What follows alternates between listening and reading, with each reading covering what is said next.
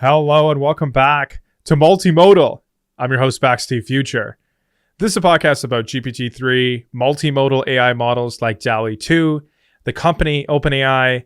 In this podcast, I may talk about new OpenAI research and products. I may talk about my own research, my own ideas, my own products, or maybe perhaps even stuff going on in the community, like the Eleutheri community, whatever they got going on. I may, talk about the news, but I may also definitely try to make sense of it from the perspective of a GPT-3 developer or perhaps a multimodal artist.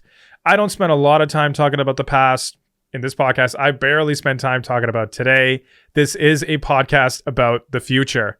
I want to thank you for tuning into this week's episode of Multimodal. I apologize. It's been close to a month since I've last uploaded a podcast. Part of the reason I haven't is I've just been busy, not just with personal life stuff, but also uploading other kinds of content elsewhere.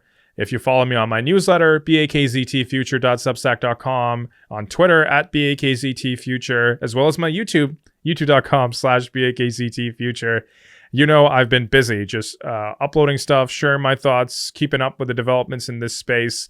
Definitely, I post the most on Twitter, so make sure you follow me on there. I share a lot of, research papers, interesting sort of smaller thoughts I have.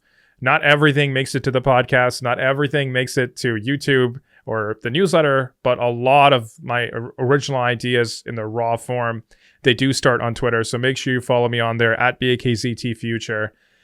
Today's episode is all about DALL-E 2. I already made a YouTube video talking about the announcement, so I'm just going to be providing some commentary.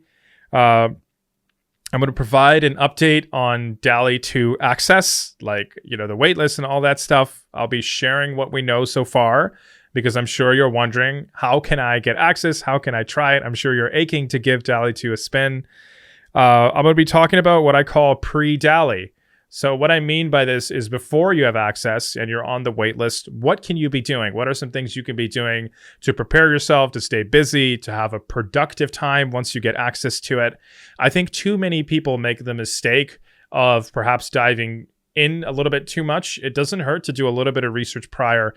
I'm going to be sharing this pre-DALL-E stage, and I'll also be talking about, as somebody who had early access to GPT-3 as well as to OpenAI Codex, I'm also going to talk about, once you do get access, how can you maximize your access? How can you make the most of this situation? And sort of the lessons I've learned as a beta user for a few OpenAI products now.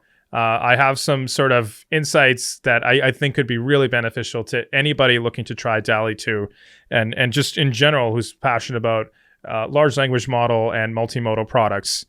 I'm going to talk about use cases, like perhaps, when DALL-E 2 becomes, something commercial, perhaps how can you come up with use case ideas? How should you start thinking about it? And I'll also just be talking about what this means, the ripple effects of something like DALL-E 2. What does it mean for our space, for the tech space at large, perhaps the world? I'll be talking about some of the original thoughts I have about what DALL-E 2 could mean for the future. So with that, a lot of ground to cover, as usual, on this podcast. And by the way, before we fully get started, I want to just mention I was almost going to release another episode talking about Instruct GPT. So like a third podcast about how great Instruct GPT is. But, I guess it's a nice change of rhythm, change of pace, something, really refreshing for the podcast, where I'm not talking about Instruct GPT or how much Google search bothers me.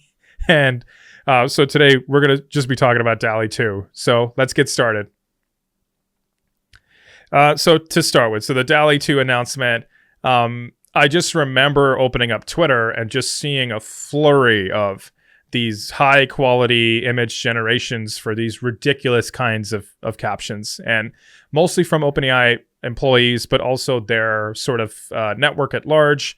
I remember not just my notifications blowing up, but also just seeing my feed fill up with all these cool art pieces generated by DALL-E 2. My first instinct was to, of course, inspect the images, and certainly they were of a quality and character that I had never seen before from any of the other multimodal models that are out there, whether that's Deep Dream or VQGAN and Clip. definitely, it was immediate to me. The sort of benefits that the announcement later outlined were there. Sort of, this idea of the proof is in the pudding. I was able to look at those images without even reading the announcement, and sort of I knew right away that, wow, DALL-E 2 has probably come out. How did I know that? Well, the images were definitely high resolution.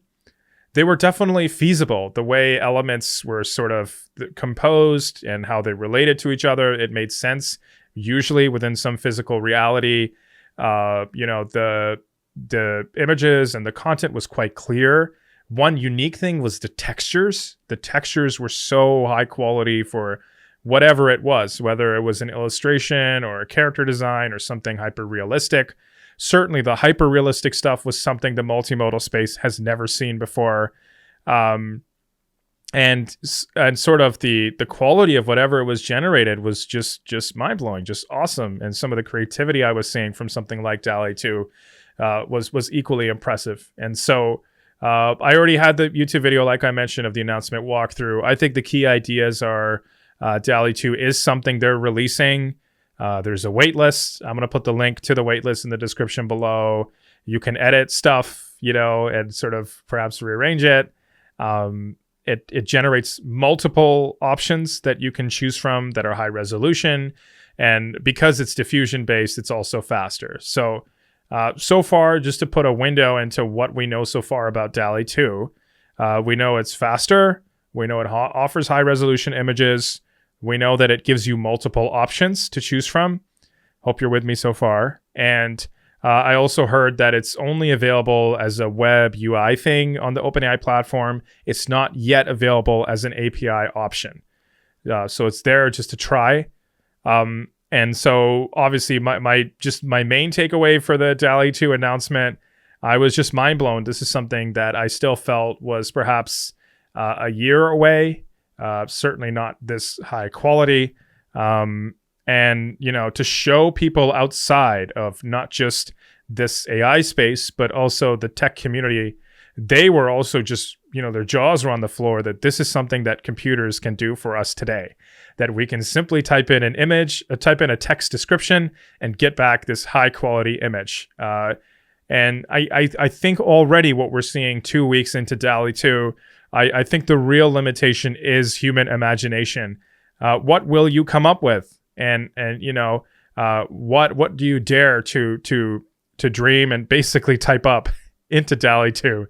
And I certainly think, some people will have a knack for this. I think some people are far more imaginative and will sort of leverage these models better than other people. And perhaps there is some artistry element to it as well. So I'll be talking more later in this podcast, as from that artistry perspective, how should you be thinking about it? But anyways, it was just an awesome announcement. It sort of broke Twitter, I feel, especially if you're in the large language model, multimodal AI, and perhaps the tech community space at large. So with regards to access, to be absolutely clear, I run a podcast called Multimodal. I also made a YouTube series last year called GPT-X, DALL-E, and Our Multimodal Future, talking about what something like DALL-E 2 could mean for the future of creativity. I did both those things.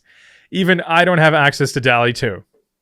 And so I'm waiting. I did have sort of a touch point with OpenAI. I think what's clear is two things. Number one, it is a safety concern. With DALL-E 2, there's a lot of possibilities for this to go downhill, for it to be dangerous, for it to be used in all of these nefarious ways. And at the same time, OpenAI has been quite clear. It's only OpenAI employees as well as some select members who have access to it right now. And so I can see to some extent why I don't have access.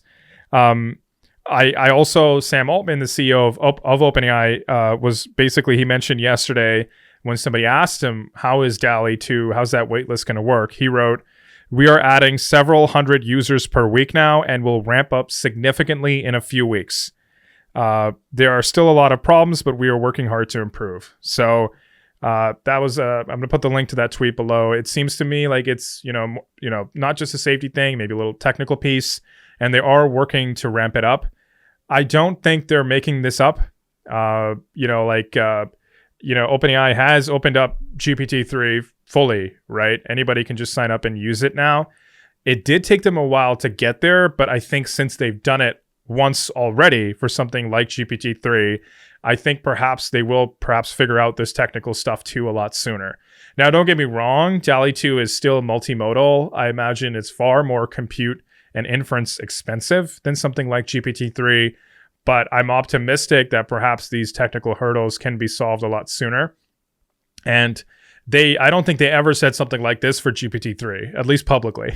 And so I would take it. I would give them the benefit of the doubt here and assume that if you are on the DALL-E 2 waitlist, hopefully soon, maybe within, I don't want to give a time frame, but hopefully soon you will also be able to get access and give it a spin. And if it makes you feel any better, even I don't have access to DALL-E 2 still. It's been 2 weeks. I'm still waiting. So now I want to talk about pre-DALL-E. So I guess like so if you're interested in trying DALL-E 2 and maximizing this experience, what can you do now while you're on the waitlist?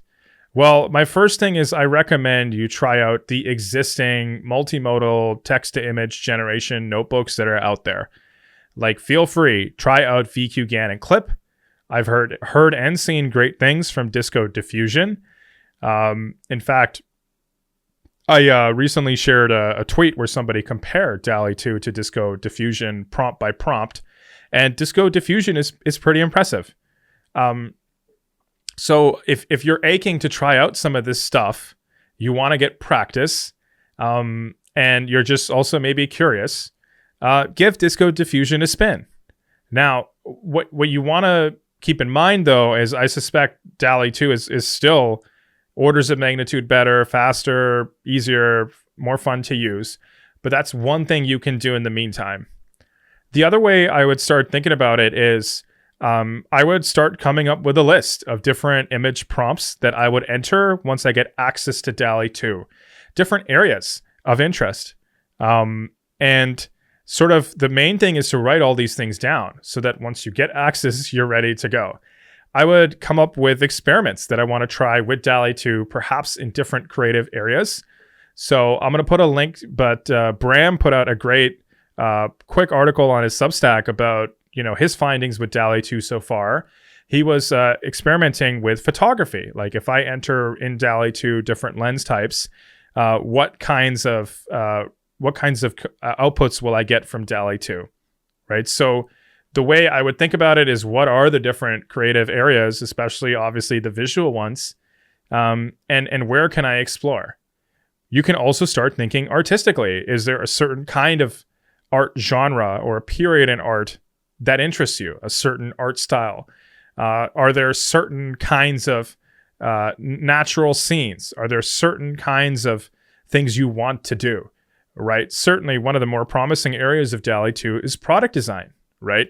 So I would just not keep just sitting around and complaining that I don't have access to DALL-E 2.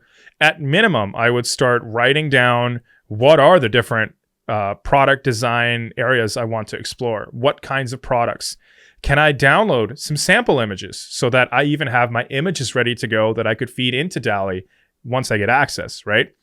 What kinds of prompts? And maybe you should start thinking about what kinds of modifiers you might use, right? And so modifiers is a term I'm using. I'm not quite sure what the official term is, but a modifier is basically in your prompt, you might put in this keyword, which sort of tries to get DALL-E 2 to portray the image in a certain way. So some really common modifiers I see are like hyper realistic or Unreal Engine, right? So just by putting in Unreal Engine, the prompt in your prompt, the image may become 3D, right? By putting a certain kinds of a lens type as a modifier in your prompt, you might get back at DALL-E generation with that lens sort of perspective. And so I would start researching different modifiers. Certainly the most common modifier is a specific artist. So my favorite artist has always been Sid Mead. He's a futurist artist. He did a lot of the concept art for some of the greatest sci-fi movies of all time. I'm noticing a lot of people in their prompts basically type in, like a scene, like a futuristic car in the art style of Sid Mead, right? So right now you can also start researching artists to use as your modifiers. Research different areas in art history to use as modifiers, and perhaps just explore the different world of image-based content that is out there and discover clever new kinds of modifiers nobody else in the community has thought of before. Shout out to Paul. He's the co-founder of Copy AI. I saw a tweet today where he literally went to the library and he's researching art history so he can learn more in order to improve his skills as not just a co-founder of a successful GPT-3 based startup, shout out to Paul, but also just as an artist. And so this pre-DALL-E stage is really important. There's lots you can do. And I suspect with, a good working amount of research, good practice, good preparation, you can get more benefit out of DALL-E 2 than somebody who's maybe had DALL-E 2 access for like a week or two now. And the way I'm sort of organizing my notes for how I'm going to use DALL-E 2, I'm using a website program called Notion. This is an awesome note-taking, writing software. I'm not going to be going into the details of Notion. I think a lot of people know about Notion up to this point, but that's just my tool of preference for how I'm sort of organizing my own pre-DALL-E sort of plan, my own process for when I get access to DALL-E 2. Once you get access, right? So now this is also important. You have it in writing, right? And so the main thing is I find, having had access to GPT-3 early on, as well as having access to OpenAI Codex and other products, I find it's really helpful to be very structured and take really good notes when you first start using these AI-based systems. So, for example, with all my experiments of GPT-3, I take very detailed notes. This is the prompt. This is what I entered. This is what I got back. I changed it to this, then I got this. This is what I got back.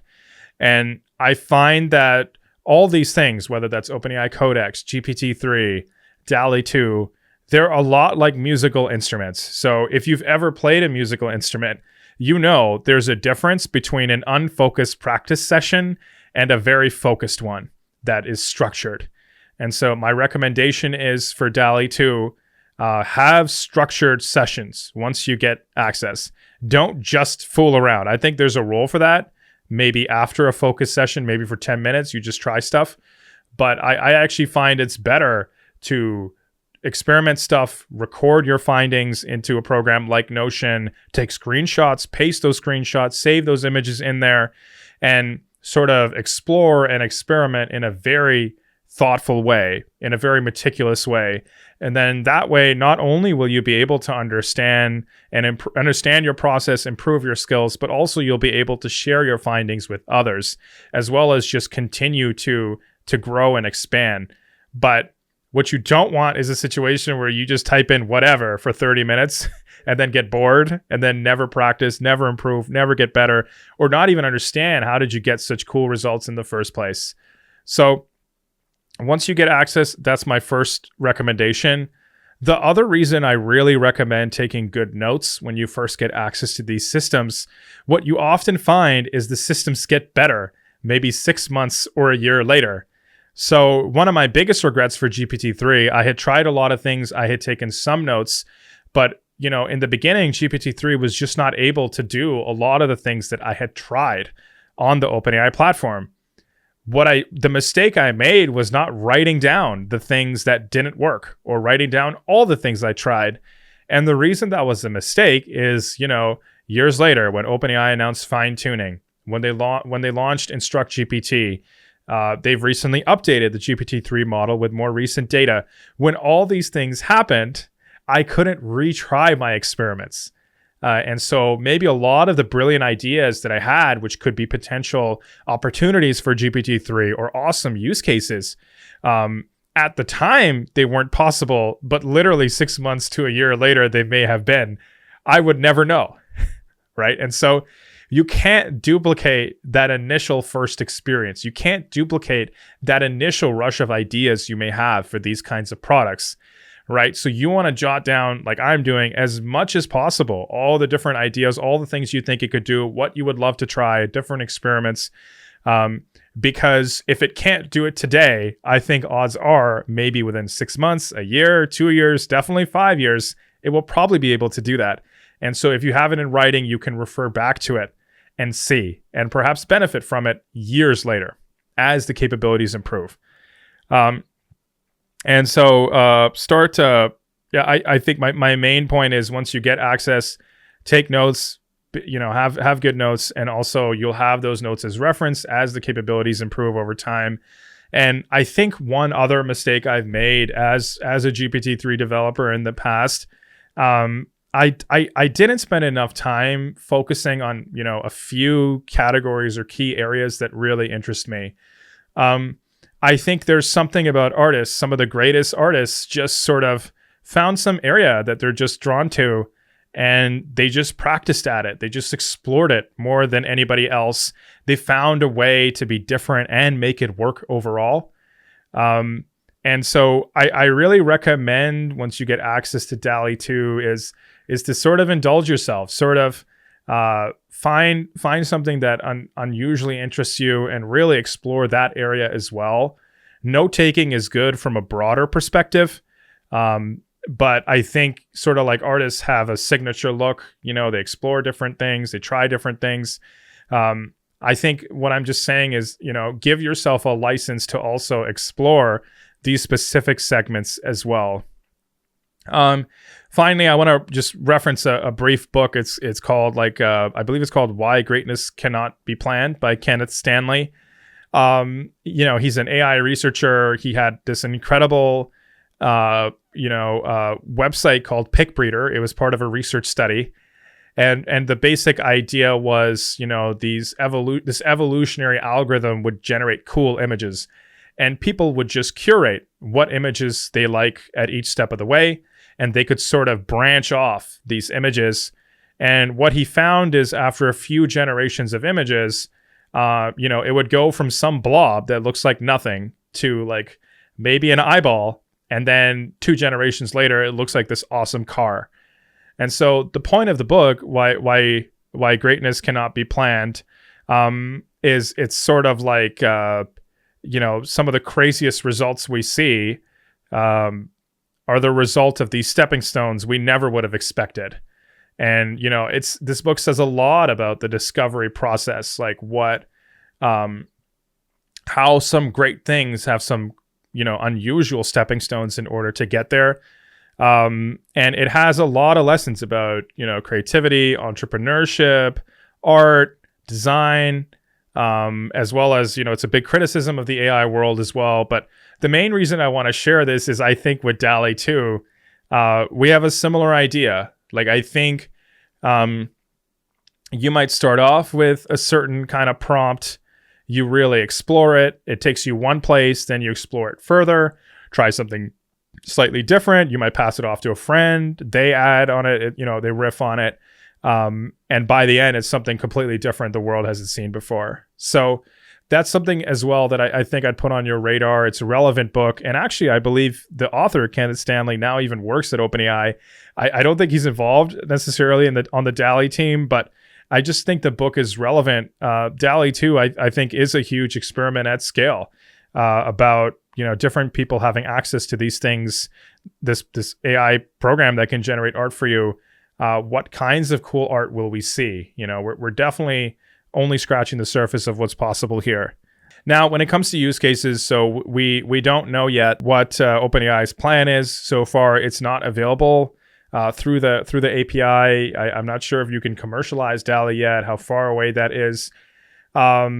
The main thing I think we learned from the first generation of GPT-3 businesses, they're sort of, I believe, use case first products and startups, basically. I wrote a whole Substack article called how to generate GPT-3 startup ideas.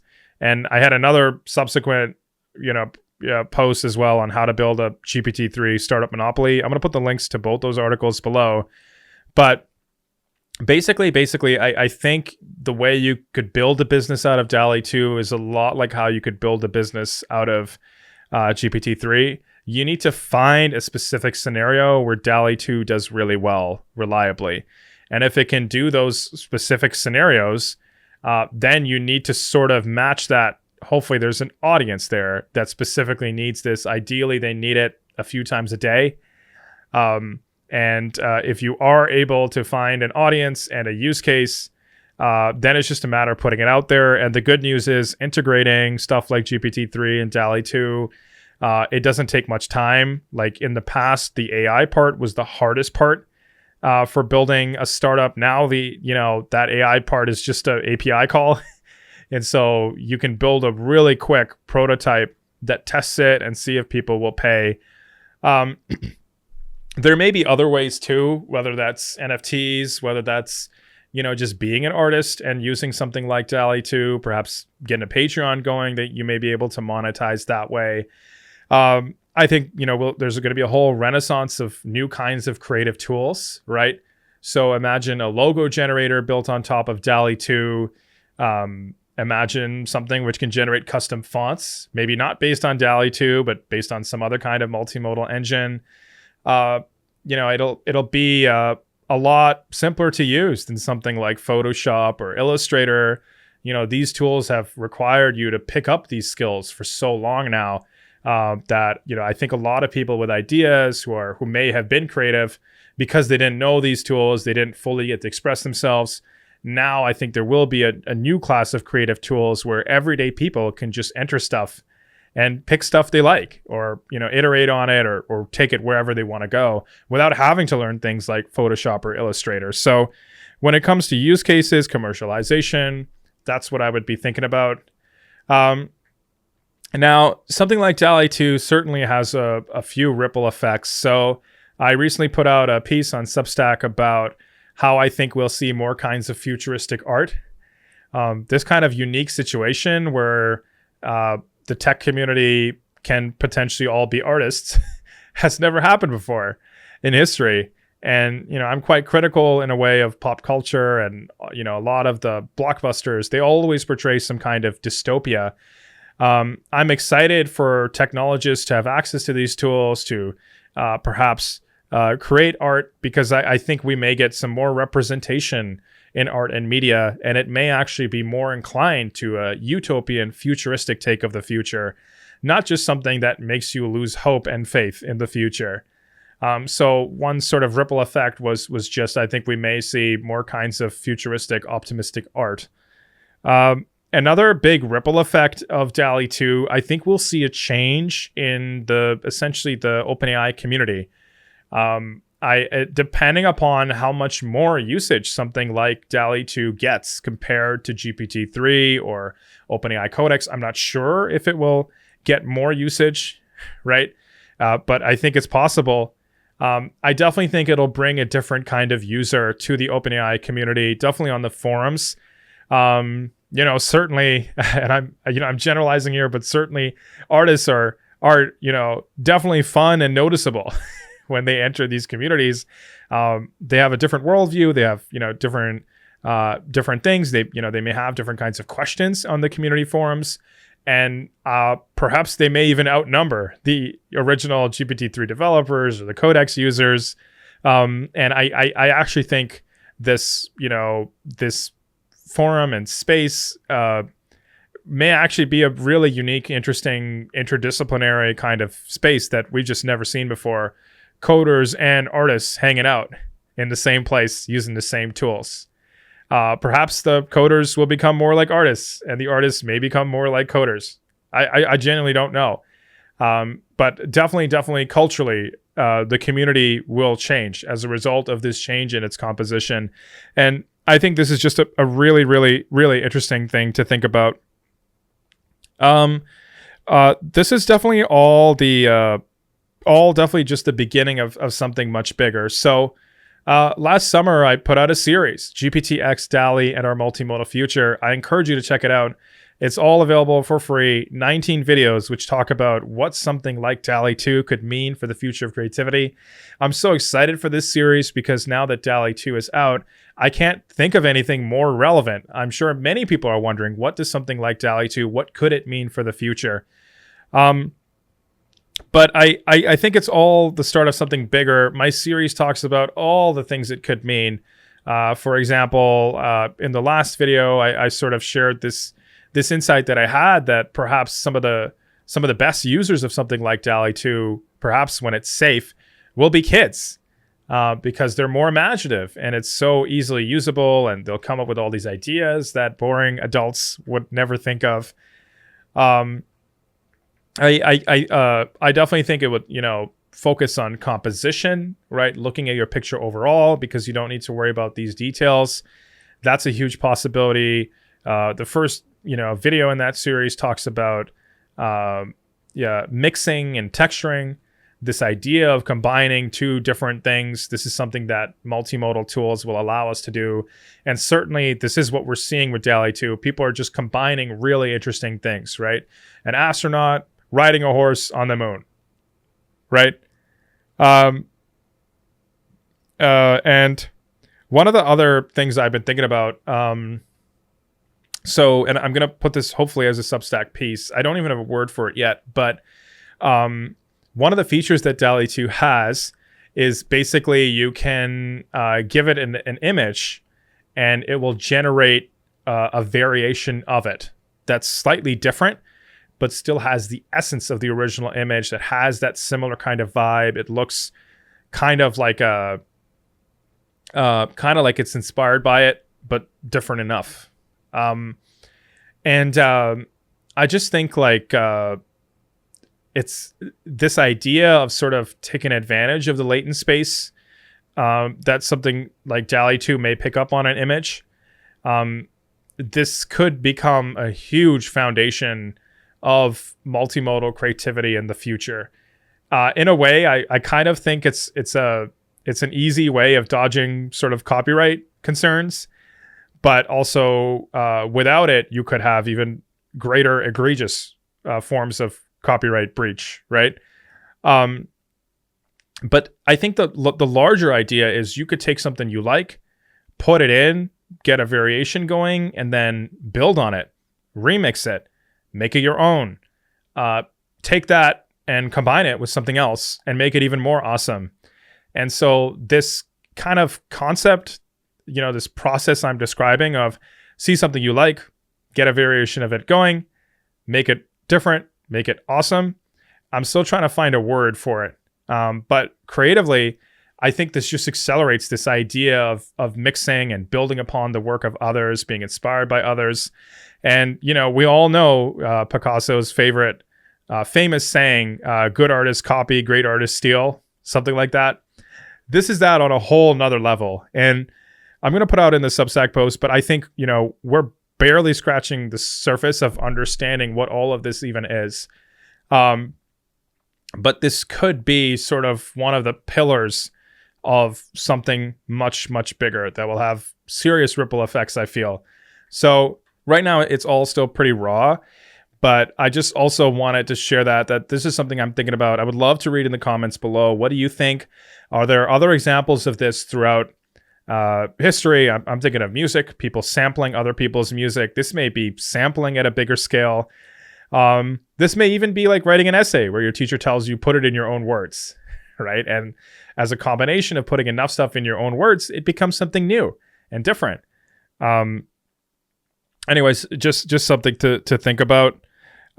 So anyways, that's all I have for today, but believe me, I have more DALL-E 2 stuff. This is episode 1 of many more. Going forward, the podcast may have more frequent uploads, not even once a week. You may see a few a week. I've definitely been planning my own content. I'm still waiting for access. Once I get access, I'm probably going to put out a podcast episode, even sharing my first impressions. So anyways, now is the time. Make sure you're subscribed on the youtube.com/BAKZTFuture. This podcast, Multimodal by Baxter Future, is available everywhere. Stitcher FM, Apple Podcasts, Google Podcasts, Pocket Casts, you name it. Spotify, it's there. Make sure you are subscribed. Make sure you have notifications on for the podcast. You get notified when something drops. Make sure you set it to add to your queue so it auto downloads and it's there right at the top whenever I drop something new. The podcast is going to be accelerating. I've never been more excited. I have so many thoughts and stuff I'll be putting out a lot of videos, so the podcast will give me a chance to even just reflect and share and provide sort of behind the scenes kind of stuff, provide more commentary. So make sure you're subscribed. Make sure you follow me on Twitter at BAKZTFuture. And you know my newsletter by now. I've already mentioned it. And I'm going to put the link in the show notes and description below. So anyways, to close things out, I'm still waiting for DALL-E 2 access. I'm super excited. In this episode, I talked about the announcement, provided commentary. I talked about the waitlist. I talked about how you should be thinking about it before you have access. I sort of talked about how you can maximize your beta access once you do get access to DALL-E 2. I started putting this idea of use cases, perhaps building a startup around DALL-E 2. And I talked about the big ripple effects that I'm already seeing. This is just scratching the surface, but it's super, super exciting. Anyways, thank you so much for tuning into this week's episode. I'll catch you in the next one. Bye.